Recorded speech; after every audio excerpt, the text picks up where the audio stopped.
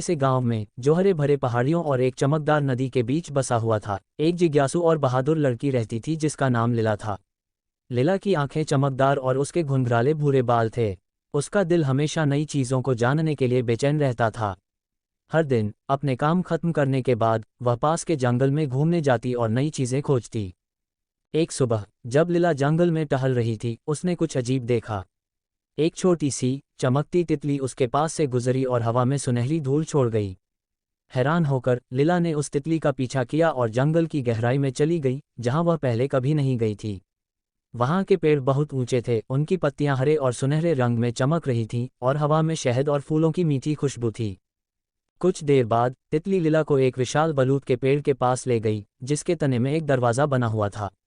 दरवाज़ा छोटा था, बिल्कुल एक बच्चे के लिए बना हुआ, और उस पर जानवरों, तारों और बेलों की नक्काशी थी। दरवाजे के ऊपर चमकदार अक्षरों में लिखा था, तारांकन बहादुर, तुम्हारा स्वागत है।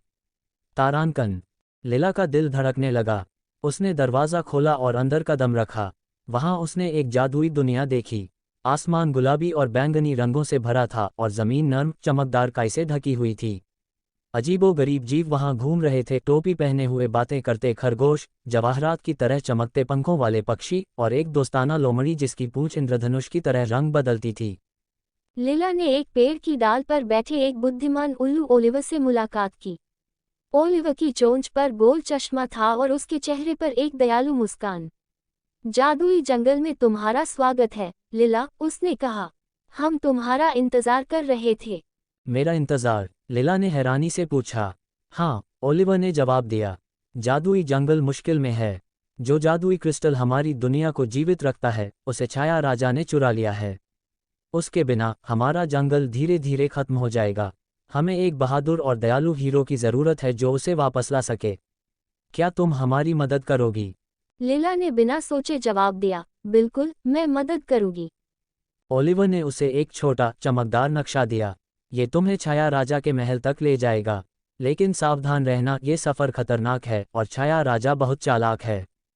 तुम्हें हिम्मत, समझदारी और नए दोस्तों की मदद की ज़रूरत होगी। नक्शे को हाथ में लेकर लीला ने अपनी यात्रा शुरू की। रास्ते में उसकी मुलाकात एक शरारती रैकून रिफ से हुई, जिसे पहेलियां सुलझाने का शौक था, एक दयालु दैत्य ग्रोवर से, जो पत्थरों को आसानी से उठा सकता था, और एक शर्मीली परी पॉपी से, जो अपने जादू से पौधों को उगा सकती थी। साथ मिलकर उन्होंने एक टीम बनाई और कई चुनौतियों का सामना किया। उन्होंने लावा नदी पर बने एक डगमगाते पुल को पार किया, चालाक ट्रोल्स को मात दी, और एक स्फिंक्स की पहेली को सुलझाया, जिसका शरीर शेर का और सिर चील का था। हर चुनौती उन्हें छाया राजा के महल के करीब ले जाती, और हर जीत उनके बंधन को मजबूत करती। आखिरकार वे महल पहुंचे, जो काले बादलों से घिरा हुआ एक डरावना किला था।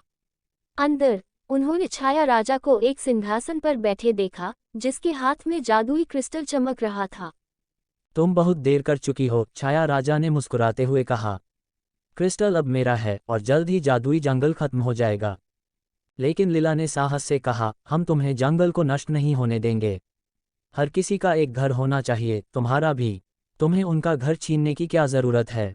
छाया राजा ने झिझकते हुए कहा, मैं बस एक ऐसी जगह चाहता था जहां मैं अपनापन महसूस कर सकूं।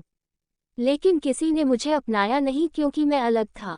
लीला ने धीरे से कहा, तुम्हें किसी कीमती चीज़ को छीनने की ज़रूरत नहीं है। तुम दोस्त बना सकते हो और बिना किसी को चोट पहुंचाए एक घर पा सकते हो।